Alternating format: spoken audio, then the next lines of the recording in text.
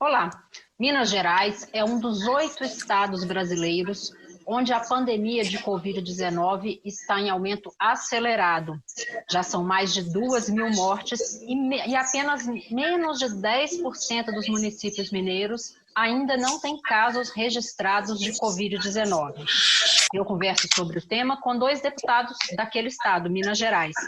Mário Eringer, do PDT, que é segundo secretário da Câmara, e Thiago Mitrô, do Partido Novo. Eu sou Daniela André e este é o Câmara Debate, programa da Rádio e da TV Câmara, gravado especialmente em formato digital pela internet. Começo dando boas-vindas aos deputados. Bem-vindo, deputado Thiago Mitrô. Obrigado, Daniela. Boa tarde a você, ao Mário e todos aqui que nos assistem. Obrigado pelo convite. Obrigada, deputado. Seja bem-vindo, deputado Mário Eringer. Prazer estar aqui com você, Daniela, com o Thiago. Vamos nós aí conversar um pouquinho de Minas Gerais. Pois é. Já vou começar, então, perguntando ao senhor, deputado. Minas, no início da pandemia, tinha números menores em relação aos outros estados do Sudeste e, de repente, essa explosão de casos. Havia subnotificação ou realmente está havendo um crescimento alto de casos em Minas? Daniel, a gente, para entender isso, precisa de entender o caminho natural da doença. Essa doença é uma doença que chegou ao Brasil de avião. Então, ela chegou nas classes altas, e principalmente nas cidades que são hubs internacionais. Ela chegou no Rio de Janeiro, chegou em São Paulo, chegou em Recife, chegou em Fortaleza e chegou em Manaus. São cidades que, historicamente, tradicionalmente, trazem turistas, trazem estrangeiros ao Brasil. Atingiu a classe mais alta em primeiro momento, porque são as pessoas que traziam essa doença no avião. Essa classe foi contaminando a periferia da sua vida, e aí o que aconteceu? Contaminou as cidades grandes. Essas cidades grandes, elas se contaminaram através dos seus ônibus municipais, que nas regiões metropolitanas foram atingidas através dos seus ônibus intermunicipais metropolitanos. Isso foi contaminando contiguamente, com uma sequência. E o que acontece? Se você observar o mapa do Brasil hoje, você vai ver que é exatamente de onde partiu, tanto para baixo quanto para cima, a contiguidade da contaminação. Então, Minas demorou, porque Minas está no meio. E Minas não é hub, e principalmente porque Belo Horizonte, e aí quero render homenagens ao prefeito de Belo Horizonte, o Calil, ele não abriu a cidade, porque a cidade capital, ela tem a capacidade de ser a emissora, porque ela recebe ônibus intermunicipal de todo lugar. Então, quando a cidade principal, as cidades polos, seguraram a onda, as pequenas cidades de Minas, que são 853 cidades do nosso estado, o Thiago sabe disso, elas foram poupadas por algum tempo. E, claro, e as pessoas foram se cansando da questão de estarem em quarentena, isolamento, e começaram a acreditar que isso não chegaria lá. Só que de ônibus, o vírus anda um pouco mais devagar. E ele chegou mais lento a Minas. Como chegou agora, você está assistindo Santa Catarina, Paraná, Rio Grande, você está assistindo Mato Grosso do Sul, Mato Grosso, Goiás. E quando você vê o Nordeste do Brasil, você também vê o desenho saindo das... O Nordeste tem uma característica principal, porque 3 pontos, se você pegar Manaus, Fortaleza e Recife, são cidades que fazem um arco que aí contaminou ali o Nordeste de uma maneira quase que uniforme. Então, dessa maneira, o vírus caminhou com menos velocidade. Então, era de se esperar que Minas demorasse mais mesmo, sabendo desse trajeto da doença. E se alguém tivesse feito um estudo bem aprofundado disso, saberia disso. Eu posso te dizer ainda que Minas não acabou, teve subnotificação, teve e tem. Mas isso tem no Brasil inteiro tem subnotificação, mas Minas tem, e posso te dizer mais, vai demorar mais ainda um pouco em Minas, e é possível ainda que a gente ainda atinja, o vírus atinja e leve mais problemas ainda para a Bahia, que a Bahia vai sofrer de cima para baixo e de baixo para cima a contaminação por contiguidade. Deputado Thiago Mitrô, o senhor concorda com essa posição do deputado? É uma questão mesmo epidemiológica ou existiram outros fatores que contribuíram aí para essa demora no atingimento de todo o estado, mas de repente a gente ter aí um crescimento acelerado como nos últimos dias? Não, Daniela, eu concordo bastante. O Mário é médico, conhece muito da área, então fala com muita propriedade a respeito. A gente teve, de fato, essas condições e acho que teve também uma boa resposta, né, do governo do estado na chegada do coronavírus, né? Você, ao contrário do que infelizmente acontece no país, você teve o governo de Minas, felizmente, tratando a crise e a pandemia com muita seriedade, recomendando à população as corretas medidas de distanciamento social para que se desacelerasse a curva de crescimento do contágio do coronavírus em Minas. Isso de fato aconteceu, né? Tanto que outros estados tiveram aceleração muito mais rápida. Em Minas isso aconteceu mais nas últimas semanas e que permitiu que nesse período aumentasse a capacidade instalada da rede de atendimento de saúde para que, aumentando os casos, não acontecesse o que aconteceu em algumas cidades do Brasil, como Rio de Janeiro e Manaus, né, de você ver o colapso do sistema de saúde. Então, infelizmente, acho que a gente ainda está longe de acabar essa pandemia, vamos ter ainda alguns meses, talvez, dessa situação, e acho que só vai ser resolvido 100% de fato quando houver uma vacina, e nesse meio tempo o que a gente tem é que tomar todas as medidas de precaução necessárias como indivíduo e os governantes atuarem de forma coordenada, que foi algo que o governo de Minas também procurou fazer, e infelizmente a gente viu talvez uma boa entrada nas medidas de isolamento, mas uma saída, uma retomada agora um pouco conturbada de algumas cidades, como Belo Horizonte, que teve um ensaio ali de reabertura que, ao meu ver, foi bastante conturbado e que acaba gerando esses picos aí de casos da doença. Deputado Tiago, mas não houve aí uma falta de coordenação pelo governo estadual dessa reabertura? Olha, Daniela, o papel do governo do estado é orientar e coordenar os municípios, né? Ele não pode tomar decisões pelos prefeitos. E foi isso que o governo do estado fez. Ele lançou um programa chamado Minas Consciente, que é um programa com protocolos de reabertura da economia na cidade, de acordo com o avanço do contágio do coronavírus e também com a taxa de ocupação dos leitos de cada região. A gente teve quase 200 municípios, dos 853 municípios que aderiram ao programa Minas Consciente e que abrange cerca aí de 20% da população mineira, né? Agora, o governador do estado não pode obrigar os prefeitos, né, a aderirem ao programa. O programa que tem que ser feito por adesão e, infelizmente, na região metropolitana de Belo Horizonte, que é onde está concentrada a maior parte da população, nenhuma prefeitura aderiu. Então, a gente acaba que fica um pouco nas mãos, né, da adesão dos prefeitos, e o incentivo do estado é sempre que haja esse número de adesões e que também crie condições, né, para conter ali, para evitar o colapso do sistema de saúde, que foi o que o governo fez, né? Comprando respiradores, aumentando a capacidade de atendimento de UTIs e de leitos, construindo um hospital de campanha, né, que ainda está com uma taxa de utilização bastante baixa, felizmente, né? Agora a gente não pode achar que o governo do estado consegue fazer tudo sozinho. Deputado Mário Eringer, como é que o senhor avalia essas ações do governo do estado de Minas, especificamente esse plano Minas Consciente, e essa descentralização, como o deputado Tiago Mitrô explicou, que as prefeituras é que devem tomar medidas de acordo com os boletins epidemiológicos locais? Como é que o senhor avalia, deputado Mário Eringer? Daniela, é claro que aquela explicação minha foi uma explicação inicial, uma explicação técnica. Claro que se todo mundo tivesse feito certinho desde o início, porque tem duas coisas. O pessoal fala de imunidade de rebanho ou imunidade adquirida com longo tempo. A verdade é o seguinte: o grande crime, o grande erro é deixar contaminar. Então, o que nós tínhamos que fazer era impedir a contaminação e não dizer que a gente tem respirador, a gente tem isso, tem aquilo. Claro que isso faz falta, claro que isso necessita, mas essa não é a saída. A saída era não deixar contaminar. Ponto. Deixaram contaminar, sim, desde a negação do princípio, tanto no nível do governo federal quanto no nível do governo estadual, com todo mundo agora julgando um para o outro. O Bolsonaro joga para o Estado joga para o município. Na verdade, uma coordenação única seria fantástica e não tem, desculpa, Tiago, não tem questão de adesão coisíssima nenhuma. Isso tinha que ter um plano nacional a nível de Brasil, e aí extrapolando o Brasil, porque a gente sabe que o Bolsonaro é um negacionista, né? Extrapolando o Brasil, o Bolsonaro não acredita no coronavírus, não acha que isso seja uma coisa séria.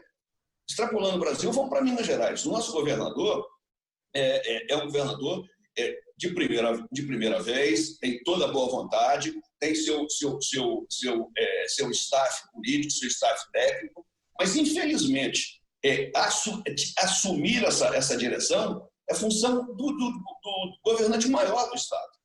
Porque não há possibilidade de você imaginar que uma cidade abre e a outra fecha se não tiver uma coordenação e sabendo como o vírus caminha, qual que é a evolução, aquilo que eu falei no início, da contaminação e sendo por contiguidade.